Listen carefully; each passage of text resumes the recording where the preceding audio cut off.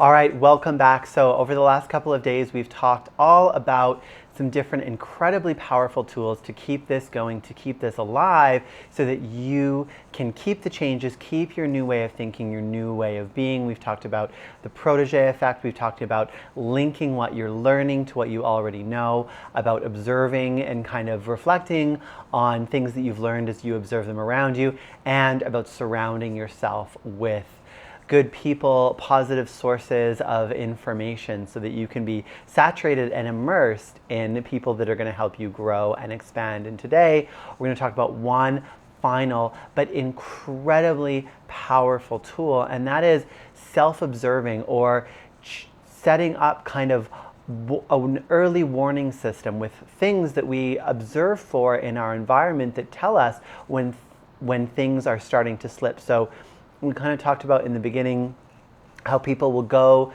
through these big ups and downs, and you've learned so many tools to interrupt as a down kind of starts to form. But more importantly, or not more importantly, but in addition, we're going to learn to observe what are the early warning signs for when things are starting to slide. And if you know what those are, you can observe for them, and then you can stop yourself from going on that whole spiral.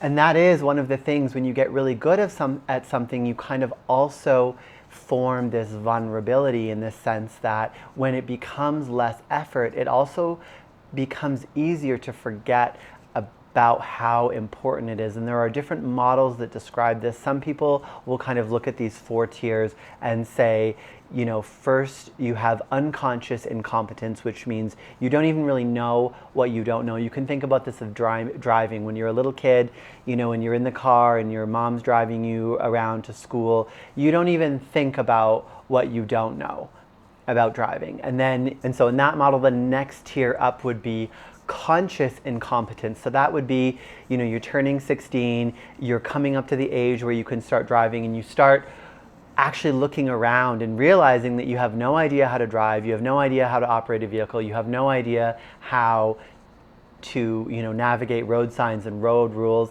And then next up from that would be conscious competence, which means now you've done some driving lessons, you understand the basics, you have to really focus on it, but you know what you're doing. You get to an intersection and you think about the rules, but you know what they are, you can do it, you can operate that car. And then finally would be unconscious competence, or where it becomes intuitive.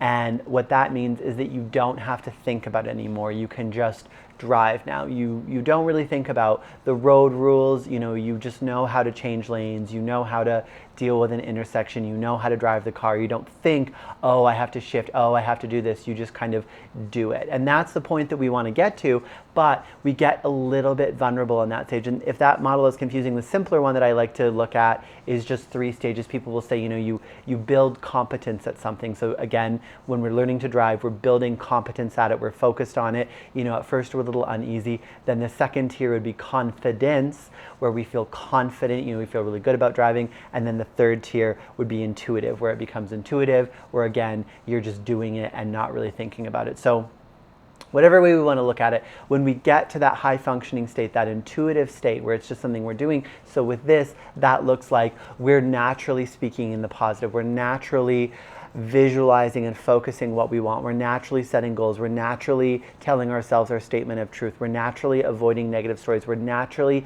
getting the information and reflecting on our emotions. We're naturally not giving away our power in conversations. That's all happening, and that's great. But here's what can happen is a lot of time goes on and you forget about all the work you did. You forget about how much effort you put into changing. You forget about how important it is that you always frame things a certain way, that you're very mindful about how you speak and how you think. And then one day, you know, you're having a day, maybe you make a new friend or you're around family and someone's just having a rant and you just let in and you go, yeah, you know what, I actually had a really crappy day too. And you kind of dig into that negativity. And because it's been so long, you forget how important it is to not do that. But nothing changes, right? And then you do it again, and then you do it again, and then you do it again. And before you know it, you're waking up in the morning and going, oh, I really don't want to deal with today. And before you know it, you're really back in this lower place where life isn't working out for you as much. You're not feeling good. So how do we interrupt that? How do we make sure that won't happen? Well, what I like to do is figure out what are my early warning signs and then look for those. And I can't tell you what yours are going to be. You're going to have to look for what yours are. But what I will tell you is what mine are. So my early warning signs are I stop sticking to my health and fitness routine. I don't clean and keep my space the way I normally would. So I normally will clean up, you know, everything in the kitchen, have nice, clean, clear, wiped counters. I'll only have so much kind of like dirt on the floor, dog hair before, you know, I'll clean that. I will, you know, be showered and bathed and groomed consistently. This is kind of personal to share, but this is the truth, to a certain extent all the time, right? I only let my hair get so long before it gets cut. I only let my beard get so long before I trim it. I only will have like 1 or 2 pieces of clothing sitting on the floor, like in the closet ever. That's me at my best when things are going really well.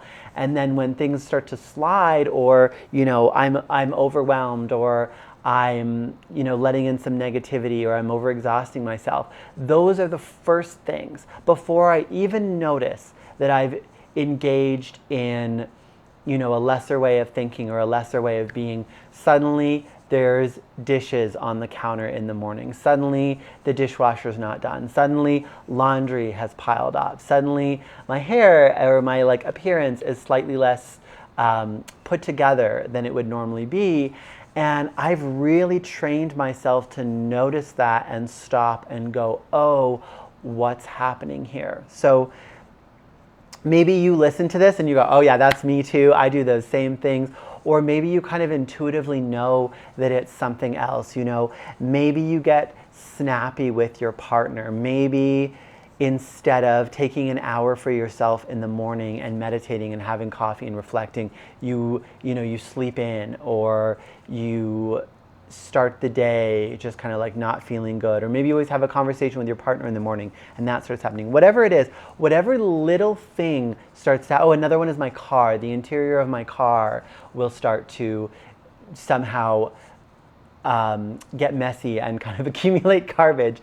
And so, you know, those are my early warning signs now for when things are starting to slide, and go back and go, what is it? And then you can reflect, okay, is it language? Have I changed the way I'm speaking to myself? Have I changed the way I'm thinking? Have I changed what I'm describing? And you can kind of go back and fine tune, what is it? And if you've made notes, and especially if you've gone through the last couple of days and kind of done your simplification and your summary, you can go, what is it that slipped? And then you can go back in and kind of retune or recalibrate that, bring back, oh, I remember, this became intuitive and I forgot how important it was. And so we don't want to get to the point where it's all gone. We want to get to the point where that compass needle is just a little bit off, and we notice because we see the evidence in our life and we recalibrate it. So today, I'm going to really think about that. What are some of the things in your life that start to slide, that start to slip, that start to change, that are the absolute first thing? They can be the simplest things. You know,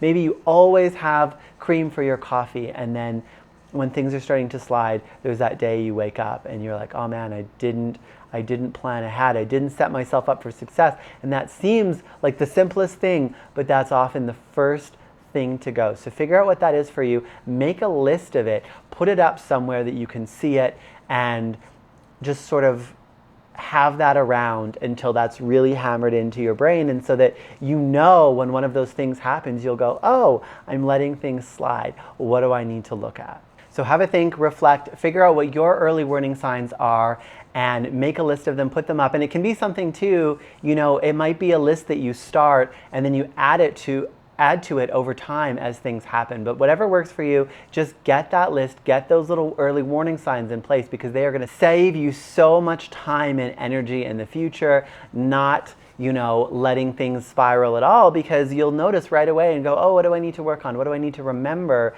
And then you'll do it. I'll see you in the next video. Bye for now.